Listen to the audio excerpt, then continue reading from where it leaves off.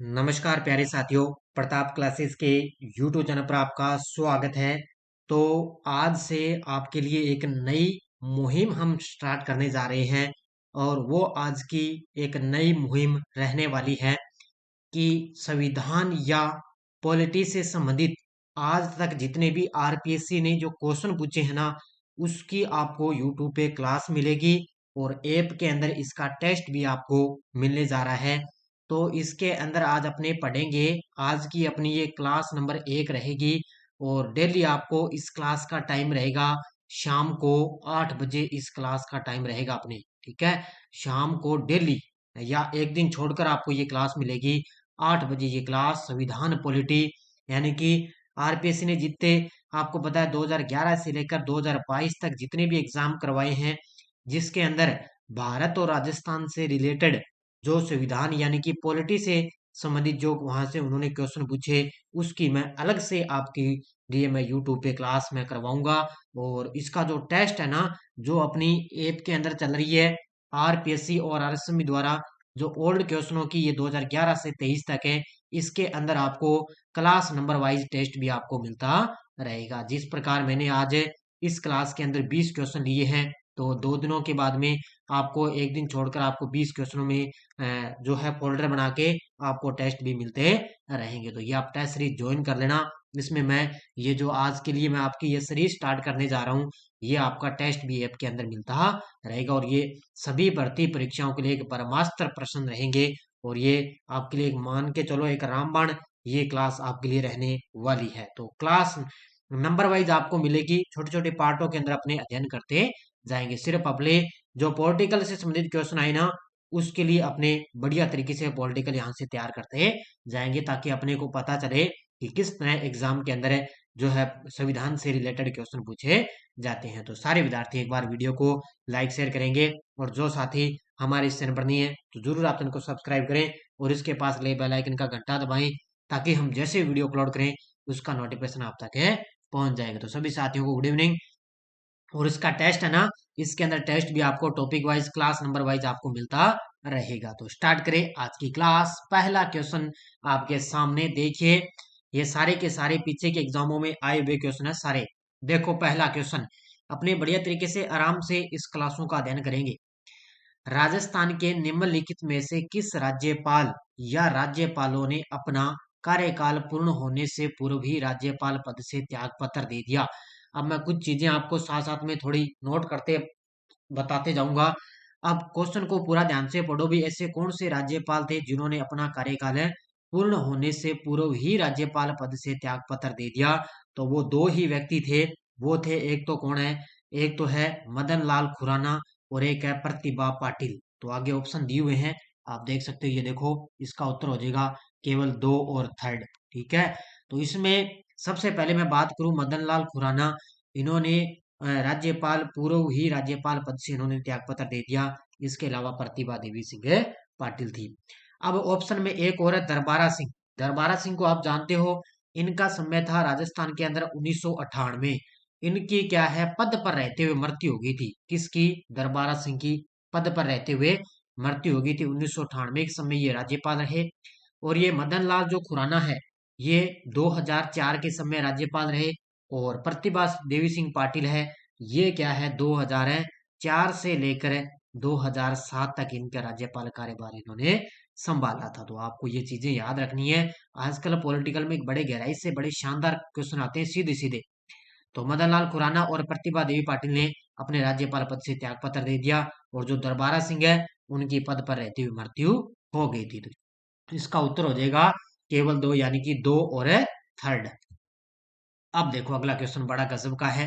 राजस्थान विधानसभा में यदि मंत्री परिषद में विश्वास के अभाव प्रकट करने संबंधी प्रस्ताव की सूचना है और साथ ही मंत्री परिषद में विश्वास व्यक्त करने वाला एक प्रस्ताव प्राप्त होता है, तो पूर्ववर्तीता किस प्रस्ताव को होगी? तो ये आपको पूरी जानकारी होनी चाहिए इसके बारे में। तो इसकी अगर अपने बात करें तो इसका उत्तर हो जाएगा विश्वास प्रस्ताव। अब आपको पता है राजस्थान में विधानसभा के अंदर एक तो अविश्वास प्रस्ताव होता है, एक विश्वास प्रस्ताव होता है, एक होता है स्थगन प्रस्ताव और एक होता है ध्यानकर्षण प्रस्ताव। इस चीजें अलग अलग चीजें होती है।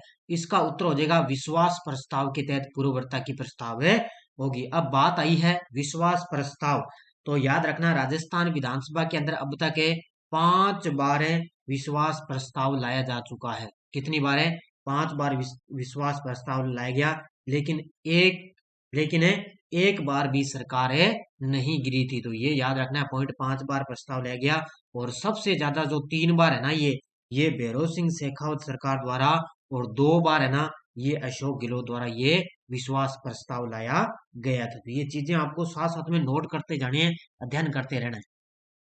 राजस्थान विधानसभा की निम्नलिखित में से किस समिति में सदस्यों की संख्या पूर्व निर्धारित नहीं है? अब बात आती है जो ये विधानसभा के अंदर समितियां होती है, ठीक है, तो इस समिति में सदस्यों की संख्या पूर्व निर्धारित नहीं है, यानी कि उसमें सदस्य होते नहीं, उनकी संख्या नहीं होती। अब सबसे पहले बात करें अपने ऑप्शन में, देखो याचिका समिति, याचिका समिति के अंदर होते हैं 10 सदस्य, तो इसमें तो 10 सदस्य होते हैं, ठीक है। दूसरी बात है विशेषाधिकार समिति, तो इसमें होते हैं 11 सदस्य लगभग माने गए हैं, इसमें 11 सदस्य होते हैं। उसके बाद में आपको पता है, फिर इसने पूछा भी किस समिति में सदस्यों की पूर्व संख्या निर्धारित नहीं होती, तो ये नहीं होती सामान्य प्रयोजनों संबंधी समिति के अंदर। इसमें क्या है, जो समिति में सदस्य ना इसके अंदर नहीं होते, कोई संख्या इसमें निर्धारित नहीं है, तो इसका उत्तर हो जाएगा ऑप्शन नंबर 4। ये याद रखने हैं, सदस्य कई बार एग्जाम में पूछ ले जाते हैं। किसने राजस्थान में सबसे अधिक बार मुख्यमंत्री के रूप में शपथ ली है? किसने राजस्थान में सबसे अधिक बार मुख्यमंत्री के रूप में शपथ ली? तो सबसे ज्यादा आपको पता है मोहनलाल सुखाड़िया है। ये राजस्थान के सबसे बार उन्होंने मुख्यमंत्री बने, 17 वर्षों तक इनका कार्यकाल रहा। ये मान के चलो 1954 से लेकर सीएम बने थे, और 1971 तक इनका समय रहा था, ठीक है। 1954 से लेकर 1971 तक मोहनलाल सुखाड़िया राजस्थान के सबसे अधिक बार मुख्यमंत्री के रूप में इन्होंने शपथ ली है। अब एक चीज आपको नोट कर देना, मैं बता रहा हूं, मोहनलाल सुखाड़िया है ना, एक तो कर्नाटक राज्य, आंध्र प्रदेश राज्य, और इसके साथ तमिलनाडु राज्य, इनके राज्यपाल भी रह चुके हैं। ये नोट कर लेना, आजकल एग्जाम में थोड़ा गहराई से आते हैं, पॉलिटिकल के बड़े गजब के क्वेश्चन आते हैं। तो कर्नाटक है, आंध्र प्रदेश और तमिलनाडु, इसमें मोहनलाल सुखाड़िया इन तीनों राज्यों के राज्यपाल भी रह चुके हैं। तो ये 1954 से लेकर 1971 तक इनका समय रहा था। किसने राजस्थान के कौन से मुख्य सचिव राजस्थान लोक सेवा आयोग के सदस्य रह चुके हैं? देखो बड़े गजब के, आरपीएससी ने बड़े शानदार करंट यहाँ पर एक पॉलिटिकल के क्वेश्चन पूछे। सबसे पहले बात आती है राजस्थान के कौन से मुख्य सचिव है, राजस्थान लोक सेवा आयोग के सदस्य रह चुके हैं, और वो एक ही मात्र व्यक्ति थे, और जिनका नाम है कौन है, ये थे सांवलदान उज्जवल। ऑप्शन नंबर 1, ये जो सांवलदान उज्जवल है ना, ये राजस्थान के मुख्य सचिव भी रहे, और साथ में राजस्थान लोक सेवा आयोग के सदस्य भी रह चुके थे। और ये एक चीज और नोट कर लेना भी, ये राजस्थान के प्रथम कार्यवाहक मुख्य सचिव भी रहे थे, प्रथम कार्यवाहक मुख्य सचिव रहे थे सांवलदान उज्जवल। तो ये उज्जवल रहे थे 1964 और 65 के आसपास ये मुख्य सचिव रहे थे। और याद रखना मुख्य सचिव भी रहे, और राजस्थान लोक सेवा आयोग के ये सदस्य भी रह चुके थे। अब बात आती है राजस्थान लोक सेवा आयोग की, तो राजस्थान जो आरपीएससी के जो पदाधिकारी हैं, इसके अलावा इनमें तो संविधान के अंदर इसमें कितना अनुच्छेद दिया हुआ आरपीएससी के अंदर, आपको पता है संविधान में 315 से लेकर 323 तक आरपीएससी का अनुच्छेद इसके अंदर दिया हुआ है। राजस्थान के निम्नलिखित में से कौन से संवैधानिक पदाधिकारी राज्यपाल द्वारा नियुक्त किए जाते हैं, लेकिन उन्हें राज्यपाल द्वारा उनके पद से नहीं हटाया जा सकता? देखो भी ऐसे कौन से पदाधिकारी हैं जिनको नियुक्त तो राज्यपाल करता है, लेकिन उनको हटाता कौन है? उनको हटाता राष्ट्रपति है, लेकिन राज्यपाल द्वारा उनको पद से नहीं हटाया जाता। याद रखना कौन कौन से थे, इसके अंदर 2 ही थे। कौन कौन से? 2 थे, एक तो राज्य निर्वाचन आयुक्त है, और एक है राजस्थान लोक सेवा आयोग के सदस्य। इनको कौन हटाता है? इनको राष्ट्रपति हटाता है, लेकिन महाधिवक्ता है ना, उसको राज्यपाल नियुक्त करता है। तो इसमें याद रखना है राज्य निर्वाचन आयुक्त को राज्य राष्ट्रपति हटाता है, और लोक सेवा आयोग के जो सदस्य हैं उनको भी राष्ट्रपति हटाता है। लेकिन जो महाधिवक्ता है ना, उसको नियुक्त भी राज्यपाल करता है, और ये त्याग पत्र भी किसको देता है? राज्यपाल को देता है। और वर्तमान में राजस्थान के महाधिवक्ता कौन है? राजेंद्र सिंह है। कौन है? राजेंद्र सिंह महाधिवक्ता है। और वर्तमान में राजस्थान लोक सेवा आयोग के अध्यक्ष कौन है? संजय कुमार है श्रोत्रिय। तो इसका उत्तर हो जाएगा, इसमें कथन पूछ लिए गए तो इसमें कथन हो जाएगा 2 और 3 कथन पूछ लिए गए थे। राजस्थान उच्च न्यायालय की जयपुर पीठ ने उच्च न्यायालय राजस्थान यानी कि जयपुर में स्थायी पीठ की स्थापना आदेश 1976 के तहत अपना कार्य कब से प्रारंभ किया था? अब बात आती है, इसने पूछा है राजस्थान उच्च न्यायालय की जयपुर पीठ से, तो जयपुर पीठ से पूछा है तो इसमें इसका जो राज्य पुनर्गठन अधिनियम 1956 की धारा 1956 की धारा 51 के तहत इसने राष्ट्रपति उच्च न्यायालय 1976 के तहत इसकी स्थापना कब हुई थी? ये कार्य करता है 31 जनवरी 1977 को। कब से? 31 जनवरी 1977 से अपना ये कार्य प्रारंभ करता है। तो ये किसके तहत? याद रखना 1956 की धारा 51 के तहत ये 1976 का अधिनियम है, उसके तहत ये 31 जनवरी 1977 को प्रारंभ किया है। अब देखो अगला क्वेश्चन, राजस्थान मानवाधिकार आयोग मानवाधिकारों के उल्लंघन की शिकायतों की जांच कर सकता है। अब इस प्रकार कथन आते हैं एग्जाम के अंदर, तो राजस्थान मानवाधिकार आयोग मानवाधिकारों के उल्लंघन की शिकायतों की जांच करता है। तो एक तो है इसमें स्वयं प्रेरणा से वो जांच कर सकता है भी, जो मानवाधिकारों के उल्लंघनों की जो शिकायतों की जांच करेगा वो किस प्रकार करेगा? तो स्वयं प्रेरणा से कर सकता है। किसी पीड़िता द्वारा उसे अर्जी प्रस्तुत किए जाने पर भी कर सकता है, बिल्कुल सही है।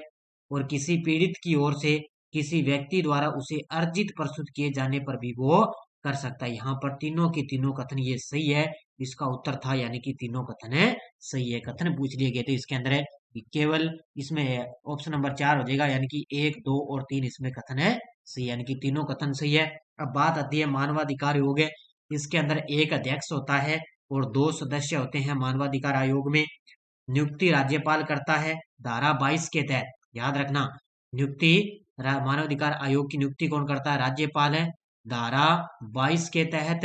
और त्याग पत्र भी राज्यपाल को देता है धारा 23 के तहत, ये धारा याद रखना। और जो त्याग पत्र तो ये राज्यपाल को देता है, लेकिन इसको जो हटाने की प्रक्रिया है ना, इसको हटाएगा कौन है? तो राष्ट्रपति हटाएगा धारा 23 के अनुसार। तो ये चीजें याद रखनी है, नोट करते चले जाना। किसने राजस्थान में कार्यवाहक राज्यपाल या अतिरिक्त प्रभार वाले राज्यपाल के रूप में कार्य नहीं किया है? इसने ये पूछा है भी ऐसा कौन सा व्यक्ति है जिसने राजस्थान में कार्यवाहक राज्यपाल या अतिरिक्त प्रभार वाले राज्यपाल के रूप में कार्य किया ही नहीं है उसने, ऐसा कौन सा व्यक्ति है? वो है श्री सुखदेव प्रसाद। अब इसका मतलब ये है आपको सारे के सारे राज्यपाल पता होना चाहिए कौन कौन अपने राज्यपाल बने थे। तो मिलाप चंद जैन भी, इसके अलावा धनिक लाल मंडल और न्यायाधीश डीपी गुप्ता, ये तीनों तो राज्यपाल के रूप में रहे, लेकिन जो श्री सुखदेव प्रसाद है इन्होंने राज्यपाल के रूप में कार्य नहीं किया। इसका उत्तर था ऑप्शन नंबर 4। लोकायुक्त में एक लोक सेवक के विरुद्ध कितने वर्ष पुराने मामलों की शिकायत नहीं की जा सकती? इसने पूछा है लोकायुक्त में एक लोक सेवक के विरुद्ध कितने वर्ष पुराने मामलों की शिकायत नहीं की जा सकती? तो ये अगर 5 साल से अधिक अगर मामला है तो उसकी जांच नहीं की जा सकती। इसका उत्तर था 5 साल से अधिक है। अब थोड़ी सी डिटेल में आपको लोकायुक्त के बारे में बता देता हूँ। 3 फरवरी 1973 को लागू हुआ लोकायुक्त। इसके अलावा 26 मार्च 1973 को राष्ट्रपति ने इसको स्वीकृति दी थी। ये तारीखें याद रखना। इसमें एक लोकायुक्त होता है, बाकी 8 सदस्य होते हैं। और लोकायुक्त की नियुक्ति कौन करता है? लोकायुक्त की नियुक्ति करता है राज्यपाल। कौन करता है? लोकायुक्त की नियुक्ति राज्यपाल है करता है। तो इसमें जो लोक सेवक के विरुद्ध है ना, वो 5 साल से अधिक मामलों की शिकायत नहीं की जा सकती। कौन सा जिला राजस्थान उच्च न्यायालय की जयपुर पीठ के अधिकार क्षेत्र में नहीं आता?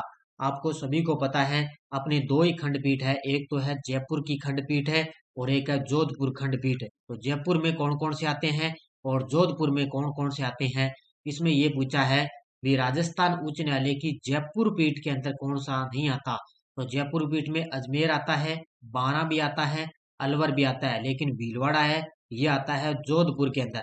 कहाँ पर आता है ये जोधपुर के अंदर आता है, इसलिए इसका उत्तर था ऑप्शन नंबर है एक। ये देखो खंडपीठ में जिले पूछ लेता है एग्जाम के अंदर। कौन सा कथन राजस्थान विधानसभा में लोक महत्व के किसी विषय पर स्थगन प्रस्ताव वे के संदर्भ में सही नहीं है? अब क्वेश्चन को पूरा पढ़ा करो। इसने पूछा अभी कौन सा कथन सही नहीं है, तो राजस्थान विधानसभा से रिलेटेड ये क्वेश्चन है। इसने पूछा अभी लोक महत्व के किसी विषय से संबंधित नहीं है।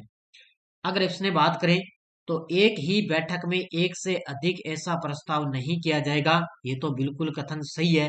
ठीक है भी, एक ही बैठक में एक से अधिक ऐसा प्रस्ताव नहीं किया जाएगा लोक महत्व के बारे में। स्थगन प्रस्ताव की बात आई है।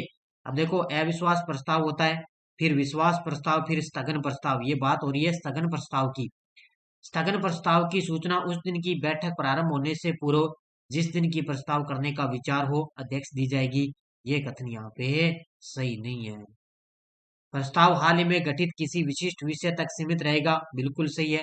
और प्रस्ताव द्वारा विशेषाधिकार का प्रश्न नहीं उठाया जाएगा, ये भी बिल्कुल है सही। अब आपको तीनों पढ़ने हैं। जो विश्वास प्रस्ताव की अलग चीजें हैं उसको नोट करो, अविश्वास प्रस्ताव अलग है उसको नोट करो, और स्थगन प्रस्ताव है उसको अलग से नोट करो, तब आपका ये क्लियर है होगा। यहाँ से किस जिले में प्रमुख जनगणना अधिकारी माना जाता है? किस जिले में प्रमुख जनगणना अधिकारी माना जाता है? तो वो जिले का जिला कलेक्टर कौन होता है? जिले के अंदर प्रमुख जो जनगणना अधिकारी होता है ना, वो कौन होता है? जिला कलेक्टर माना जाता है। ग्राम सभा की किसी बैठक में संकल्प पारित करने के लिए आवश्यक संख्या है। अब देखो ग्राम सभा की बात आई है, तो ग्राम सभा की किसी बैठक में संकल्प पारित करने के लिए आवश्यक संख्या कितनी होनी चाहिए? तो ये होनी चाहिए कि बैठक में उपस्थित और मत देने वाले ग्राम सभा के सदस्यों का बहुमत इसमें होना चाहिए। अब बात आई है ग्राम सभा की, तो ये संविधान के कौन से अनुच्छेद में है? संविधान के 243 कै, कौन सा है? 243 कै अनुच्छेद में है ग्राम सभा का उल्लेख दिया हुआ है। ग्राम सभा की वर्ष में 4 बैठकें होती है, लेकिन कम से कम वर्ष के अंदर 2 बैठकें इसकी अनिवार्य होनी चाहिए। ये पॉइंट आपको याद रखने हैं, पिछली बार आया था एग्जाम के अंदर ये। तो 4 बैठकें होती है वर्ष में, लेकिन 2 बैठकें इसकी अनिवार्य होती है, और ये संविधान के 243 कै के अंदर ग्राम सभा का उल्लेख दिया हुआ है। और इसके अंदर बैठक में उपस्थित और मत देने वाले ग्राम सभा के सदस्यों का बहुमत इसमें होना चाहिए। राजस्थान राज्य सूचना आयोग का गठन किस तारीख को किया गया? अब बात आई है राजस्थान राज्य सूचना आयोग। तो राजस्थान सूचना आयोग है, इसका जो गठन है, सबसे पहले मैं बता देता हूं। सबसे पहले आपने देखा होगा सूचना का अधिकार, ये अलग है। सूचना आयोग अलग होता है राज्य सूचना, और सूचना का अधिकार ये अलग होता है। तो इस सूचना का अधिकार अधिनियम है 2005। 2005 की धारा 2005 की धारा 15 के तहत 15 के तहत राजस्थान राज्य सूचना आयोग का गठन की तारीख तय की गई थी। और वो तारीख कौन सी थी? वो थी कौन सी? वो थी 18 अप्रैल 2006। ऑप्शन नंबर ए कौन सी थी? 18 अप्रैल 2006 को ये सूचना का अधिकार अधिनियम 2005 है, उसकी धारा है 15 के तहत राजस्थान राज्य सूचना आयोग का गठन किया गया था। कब हुआ था? 18 अप्रैल 2006 को। उसके बाद में राजस्थान राज्य सूचना आयोग के अध्यक्ष व सदस्यों की नियुक्ति राज्यपाल करता है, और त्याग पत्र भी ये किसको देते हैं? राज्यपाल को देते हैं। राजस्थान लोक सेवाओं के प्रदान की गारंटी अधिनियम 2011 किस तारीख से प्रवर्तित हुआ? राजस्थान लोक सेवाओं के प्रदान की जो गारंटी अधिनियम है, यह अधिनियम में ध्यान रखना 2011 का, ये किस तारीख से प्रवर्तित हुआ था? ये हुआ था, ध्यान रखना, 14 नवंबर 2011 को। Option number C. कब हुआ था? 14 नवंबर 2011 से लोक सेवाओं के प्रदान की गारंटी अधिनियम 2011 को हुआ था। इसका उत्तर हो जाएगा ऑप्शन नंबर सी। राजस्थान में जन सूचना पोर्टल के पहले चरण का उद्घाटन किया गया। राजस्थान में जन सूचना पोर्टल के पहले चरण का उद्घाटन कब किया गया? तो इसने पहले चरण की बात की है, तो पहले चरण का उद्घाटन हुआ था अगस्त 2019 में। तो अगस्त 2019 के अंदर जन सूचना पोर्टल के पहले चरण का उद्घाटन किया गया था। राजस्थान में जिला ग्रामीण विकास अभिकरणों का विलय जिला परिषद में कब किया गया था? राजस्थान में जिला ग्रामीण विकास अभिकरणों का विलय जिला परिषद में कब किया गया? ये किया गया था 2003 के अंदर। कब किया गया? 2003 के अंदर जिला ग्रामीण विकास अभिकरणों का विलय जिला परिषद में किया गया। कब किया गया? 2003 के अंदर। राज्यसभा के मनोनीत सदस्यों के विशेष ज्ञान एवं व्यवहारिक अनुभव के संदर्भ में भारतीय संविधान में वर्णित सही समूह को पहचानिए। ये तो आपको सभी को पता है। राज्यसभा के जो मनोनीत सदस्य हैं उनके लिए एक भारतीय संविधान में एक वर्णित समूह है, विशेष ज्ञान और व्यवहारिक अनुभव के आधार पर है। ये आपको सही समूह पता होना चाहिए। भी सबसे पहले कौन सा आएगा? तो इसके अंदर अपने बात करें, सबसे पहले आएगा साहित्य, फिर उसके बाद में विज्ञान, फिर कला, फिर समाज सेवा। इसका उत्तर हो जाएगा ऑप्शन नंबर 1, यानी कि सबसे पहले साहित्य, फिर विज्ञान, फिर कला और फिर समाज सेवा के अंदर है मनोनीत सदस्यों को उनको विशेष ज्ञान और व्यवहारिक अनुभव के संदर्भ में उनको पता होना चाहिए। कौन सा अनुच्छेद राज्य में संवैधानिक तंत्र की विफलता के प्रावधान को परिभाषित करता है? कौन सा अनुच्छेद है राज्य के अंदर है संवैधानिक तंत्र की विफलता के प्रावधान को परिभाषित करता है? जल्दी से मुझे बताओ इसका जवाब। इसमें देखो पूछा इसने कौन सा अनुच्छेद राज्य में संवैधानिक तंत्र की विफलता के प्रावधान को परिभाषित करता है? तो वो कौन सा है? अनुच्छेद 356। कौन सा है? अनुच्छेद 356। इसका मतलब होता है, देखो थोड़ा सा क्वेश्चन को घुमा दिया। अपने पढ़ते हैं राष्ट्रपति शासन। अब राष्ट्रपति शासन तो सभी को पता भी 356 है, उसी का ही दूसरा नाम है संवैधानिक तंत्र की विफलता के प्रावधान को परिभाषित करता है 356 है। और राष्ट्रीय आपात लगता है आपको पता है 352 है, और वित्तीय आपात लगता है 360 के तहत। ये देखो क्वेश्चन इस प्रकार घुमाए हैं, बस अपनी लैंग्वेज चेंज करी और अपने बस इधर उधर भटक गई। प्रथम लोकसभा गठित हुई थी। प्रथम लोकसभा गठित हुई थी। तो प्रथम लोकसभा गठित कब हुई थी? ये हुई थी आपको पता है, सबसे पहले इसका जो गठित हुई थी 17 अप्रैल 1952। इसमें आपको मैं बता देता हूं, प्रथम लोकसभा का गठन है ना, ये 25 अक्टूबर 1951 से लेकर 21 फरवरी 1952, ये तारीखें याद रखना। 21 फरवरी 1952 तक है आम चुनाव हुए थे। आम चुनाव के बाद में 17 अप्रैल 1952 को प्रथम लोकसभा गठित हुई थी। तो याद रखना प्रथम लोकसभा कब गठित हुई? 17 अप्रैल 1952 को। और आज की अपनी ये यहीं पर इस क्लास को समाप्त करते हैं, क्योंकि लगभग अपनी 20 से 21 क्वेश्चनों का अध्ययन कर लिया। लगातार आप मुझे 8 बजे आप और हम दोनों मिलकर इस सीरीज को बढ़िया तरीके से अध्ययन करेंगे, ताकि आपका जो संविधान से रिलेटेड आए हुए क्वेश्चन है ना, उनसे अलग अपने कुछ और पढ़ेंगे, तो साथ में अपने लिए जो संविधान है वो तैयार है होता जाएगा। इसलिए मैं आपके लिए मैंने आज ये सीरीज स्टार्ट कर दी। 1 नंबर की सीरीज है। कल या परसों एक दिन छोड़कर आपको 8 बजे दूसरी सीरीज मिलेगी। और ये टेलीग्राम ग्रुप है, इसमें अलावा बढ़िया तरीके से, और इसका टेस्ट है ना, वो आरपीसी वाली में आपको टेस्ट मिल जाएगा। इसका यहाँ पे आपको क्लास मिल गई, और इसका जो टेस्ट है ना, वो आरपीसी के अंदर आपको इसके अंदर आपको टेस्ट मिल जाएगा। 1-2 दिनों के अंदर अलग से फोल्डर बना के पॉलिटी का अलग से आपको टेस्ट मिलता रहेगा। तो बढ़िया तरीके से क्लास ज्वाइन कर लेना। और रोज सुबह मेरी 7 बजे डेली आपको इंडिया और वर्ल्ड की करंट अफेयर्स की क्लास भी मिलती है। धन्यवाद। जय हिंद, जय भारत।